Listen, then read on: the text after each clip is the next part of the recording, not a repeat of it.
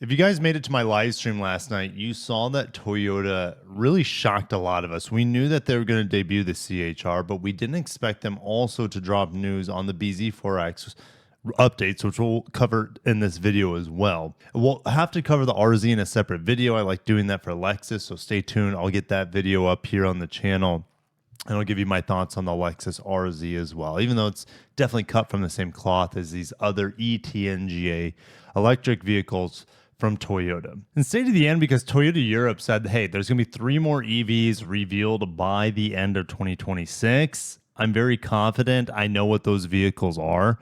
So stay to the very end because I'll detail what's coming down the hatch after these things hit the market. So if you guys are excited for today's breakdown of the CHR Plus, if it's coming to America, I'm going to go over all the details. If you guys are excited for it, make sure to smash the like button and subscribe because I will be getting hands-on with this vehicle in the next few months. All right, so I can't wait to bring that to you guys here on the channel.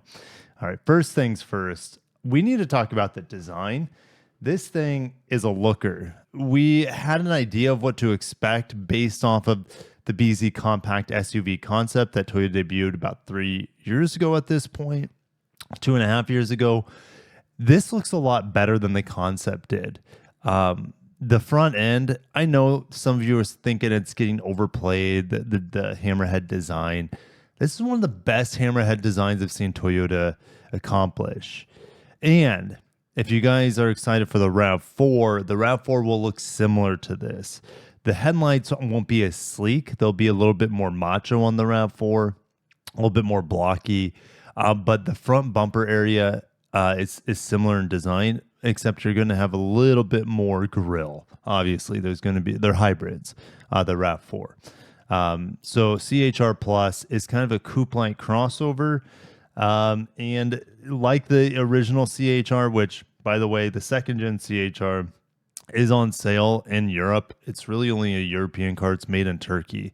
And the Corolla Cross kind of replaced it here stateside. Anyways, this is traditional for the CHR to have the door handle and the C-pillar region. All right, different side of it. The front end, it looks really, really good from the front. From the side, I love the lines that it has. And this area, like pretty much the canopy on back, reminds me a lot of the Lexus RZ. So it's a very premium looking crossover. And this area, like the A-pillar forward, kind of reminds me of the RAV4. And they kept the shark fin from the concept as well. All right. Looking from the back, light bar on the back. The back looks pretty good, pretty macho, blocky, sporty. You have these diffusers here at the bottom. So it's pretty cool looking. Let me know what you guys think of the exterior design. I'll just kind of fly through the images here so you guys can see some of the details. But the interior is similar to the BZ4X, which that makes sense. We have better ambient lighting though. This screen looks like it's taken out of a Lexus with the 14-inch screen with the climate control knobs built into it, the volume knob in the middle. This is very Lexus-like. All right, the vents below, hopefully they're not too low because then it might affect cooling. All right. Dual wireless chargers, 360 camera, all that stuff, auto brake hold. Screen sitting on top. And I can't really tell. It looks like it's a 7-inch screen with a bunch of bezel. All right. Looks like the screen might stop here. And these are just lights around it. So I think that's what's going on here. If we look at the RZ, in the upcoming video, it has a small screen as well. But I remember when the BZ4X launched, they wouldn't even tell you how much percentage of battery there is. So it's come a long ways. The steering wheel, this looks like it's taken out of the BZ4X. It's not a bad thing. I like this steering wheel. All right, you also have that parking assist function, which I never use in any car. All right, memory seats, folding mirrors. This thing's gonna be pretty premium. Let's keep moving. Ambient lighting, good cargo. It's a cool. Oh, now we're into the BZ4X. Now the BZ4X has got some updates from the back, from the side. It looks very similar. I mean, the rear taillights look identical to be honest, but it's taken the styling cues, the hammerhead styling cues, and implemented them here. Now it's even got a light bar I don't remember the CHR having a light bar. No, I don't think it does. Okay, so let's go back to the BZ4X. BZ4X is a light bar. However, it might not get a light bar in the United States due to our lighting laws here. If you look at something like the Crown sedan, that has a light bar in other markets, it's just like disabled for our market. It's so silly. So it's like a dead light bar. Anyways, parking sensors here, 360 camera, headlights have been massively changed. And it looks better. It looks better from the front. It still doesn't look nearly as good as the CHR Plus. And I don't think the BZ4X is a bad looking vehicle. I think it's pretty cool looking, especially from certain angles. It's just that the paint matched wheel arches still throw me off. The interior is a copy and paste seemingly from the CHR Plus. And then you can see the true nature of this screen here, how small it is. I don't know why the bezel needs to be that big. I think, here's my theory of why the bezel is so big, is that when they decide to refresh these again, which is a possibility, they'll put a bigger screen in here. And they're like, hey, look, we put a bigger screen in. So it's not the end of the world. Who needs a massive screen behind the steering wheel as long as it gives you the right information on the right spot, which this does. I like how the layout is on the screens. It's just kind of funny. Looks like there's a digital rearview mirror here. I didn't really see that in the CHR Plus. Doesn't mean it's not a feature. Again, this has the X mode all-wheel drive because this was co-developed with Subaru. All right, so this has a little bit more off-road chops, but who knows? Guys, they're EVs. No one's really taking them off-road. At least not these EVs. Okay, let's get into the model launches in Europe, starting with the CHR Plus.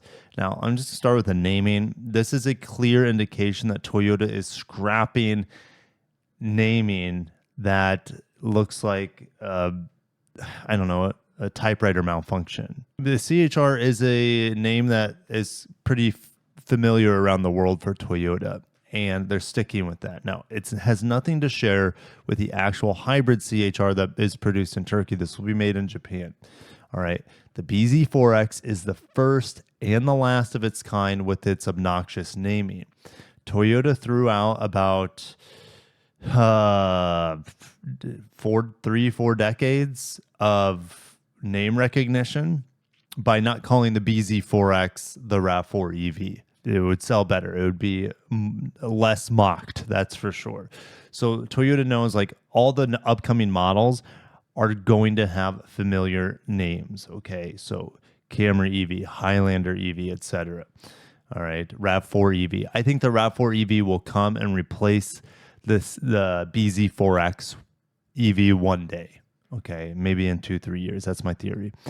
Generous capacity of 416 liters. Let me look up what that is. That's 14.7 cubic feet. Not a ton of cargo capacity, to be honest. But how they measure cargo capacity does change depending on the region. So don't take too much stock in that. They tuned the suspension for a better driving experience with true satisfaction. So it seems like maybe they made it sportier. We have 2 lithium-ion batteries that include modified battery cells. Just because they get different batteries for Europe doesn't mean we'll get different battery sizes for the United States. Europe is a much more EV-hungry market. Largely, I mean, for lots of different reasons. Legislation is a huge part of that. So they need to have lots of choice. So we have a smaller battery pack at 57.7 for a cruising range of 455. And I'll get into the ranges in the EPA cycle here in a little bit. But the top battery, 77 kilowatt hours, which is about 5 more kilowatt hours compared to the old BZ4X. Cruising range of 600 kilometers. So a bigger battery, but also a more efficient motors. We're on second-gen e-axles supplied by Aishin. So this is a huge improvement for efficiency. 600 kilometers. If you translate this to the EPA cycle, we should be around 330 miles of EPA range. That's just my estimation. So here are the main specifications. We can actually look at acceleration and whatnot. So we have system output. Let me go ahead and put horsepower numbers on the screen for you guys. 123 kilowatts is 165 horsepower. 165 kilowatts is 221 horsepower, which replaces a 201 horsepower. So a nice 20 horsepower gain here on the front wheel drive. I don't think we'll see this model here with the 160 some horsepower, 165 horsepower. I don't think that'll come to the States, but I could be wrong. All right. And then the dual motor all wheel drive is 338 horsepower. All right. Very, very impressive. This model right here has the bigger battery, this motor and this motor identical. Just keep that. Actually, they all have the same motor up front, but because they have a bigger battery on these models, they're able to get more out of that motor. So that's why we get the most range here. We're looking at 4.2 miles per kilowatt, which is very, very efficient. And that's also taking into consideration highway driving. I wouldn't be surprised if we get close to 5 miles per kilowatt hour in town, which is going to be some of the most efficient on sale in the U.S. market anyways. And these are not small EVs. These are mainstream EV sizes. So very, very efficient. And that's something the BZ4X I tested, the front wheel drive model. I was getting 4.5 miles per kilowatt hour, which is really, really efficient. Right now, that's in and around town. On the highway, it's going to go down. But in-town efficiency on Toyotas has always surprised me, especially single motor. All right, so let's talk about 0 to 60 / 0 to 100, which is 62 miles per hour, 100 kilometers per hour. So 8.6, so about 8.5 seconds, 0 to 60 there. Again, that's not the model I think we're going to see stateside. So we look at this other front wheel drive model with 220 horsepower, around 7 seconds, 0 to 60. And we look at the dual motor, guys, this is going to be cracking 5 seconds, 0 to 60 with 338 horsepower. Very, very impressive. This thing is going to sell well. Now, it's only going to charge around 150 kilowatts, which is the same as at the BZ4X. However, there's new battery preconditioning, which is going to allow it to charge at its peak rates much more efficiently and for longer periods of time. So these will charge faster with a new preconditioning feature built in. And you got to keep in mind when this launches in America, it's I'm 99% sure it'll have the NACS charging standard, as long as all the Tesla superchargers don't get essentially destroyed by vandalists out there. That's going on right now. It's pretty disgusting to destroy property like that, but hopefully something can be done to stop that, so everyone can benefit from having the EV charging network that Tesla has built out. All right. BZ4X European. So it's not quite as, the BZ4X here isn't quite as efficient as the coupe crossover. It's going to be short, maybe 20 miles of range compared to the CHR Plus, but it's still going to have 300 plus miles of range now, roughly. That's a huge jump of where it was previously. It's going to get the new e-axles that the CHR Plus comes with as well. So not much to say here. Now, the battery capacities look to be different than what the CHR Plus. Yeah, I mean, this battery capacity is different compared to the 77 kilowatts. So that might have something to do with it not getting as much range either. They talk about the preconditioning here with a development target of rapid charging in approximately 35 minutes under cold conditions by maintaining the battery at a temperature optimal for charging. The riding experience, including quietness, has also been brought to a higher level. All right, when to expect these? Well, in Europe, they're going to be available this fall. The CHR, let me go back to that. Did they say when? Second half. They just say second half. The CHR Plus was originally supposed to be available in July in Europe, but I think it's been delayed a little bit. I think it's been pushed back. So it's now going to be fall with the BZ4X refresh. So with that being said, we will be getting both of these in the United States.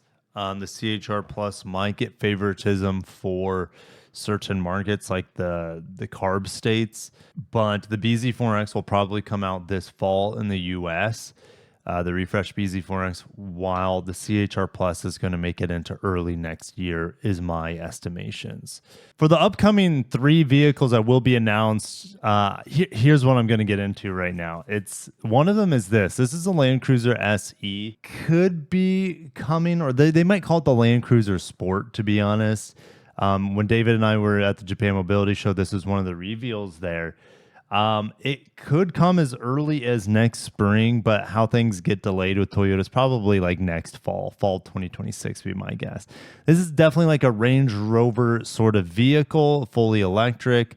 And it's going to, I wouldn't be surprised if it comes to America as well. I mean, this screams American luxury. Now, the problem is, it's like, well, I know you want to use a Land Cruiser naming, but there's probably going to be a copy and paste of this for a Lexus. And I just don't know if it makes sense for Lexus for this to exist when Lexus is so strong in America. So Toyota did say that this is coming in yesterday's press conferences. So this is coming for sure. Another vehicle, what about this electric pickup truck? Well, this, I'm not sure when or if this is coming. However, an electric pickup truck is coming for Europe. As the electric Hilux. We don't know what the next generation Hilux is going to look like. We should get a reveal probably by the end of this year on the next gen Hilux.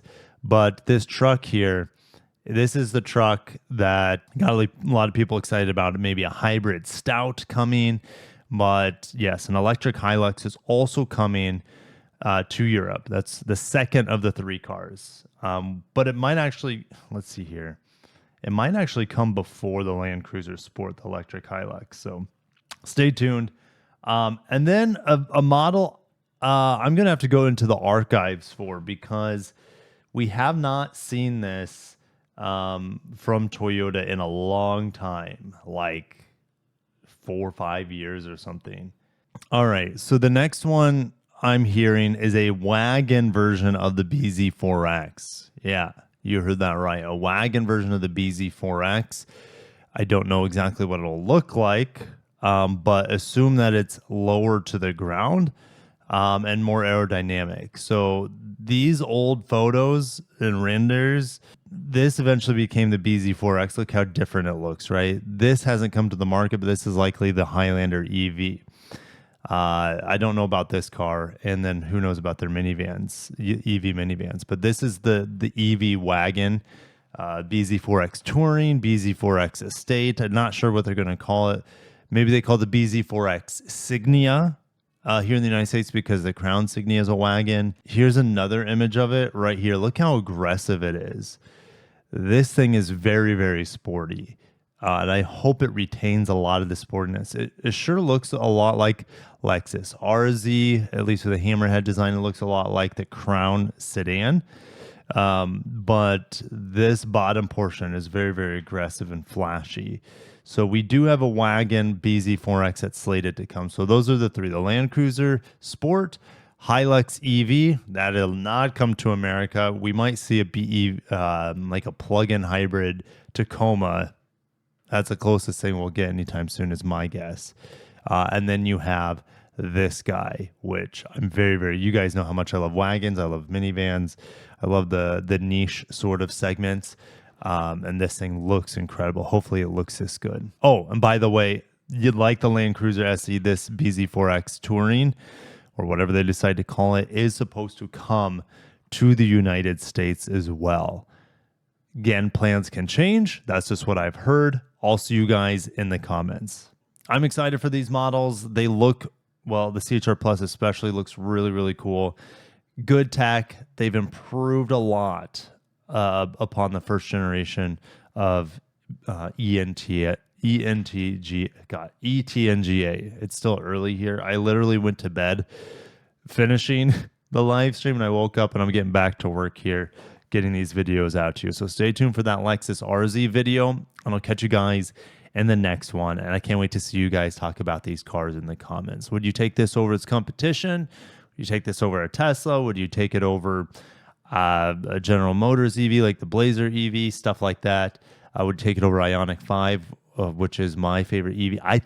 That's the thing. The Ioniq 5 just charges so well, and it's going to be so roomy on the inside, but this looks better than the Ioniq 5. So you have your options. So I'll catch you guys in the next one. Stay tuned for more. Peace.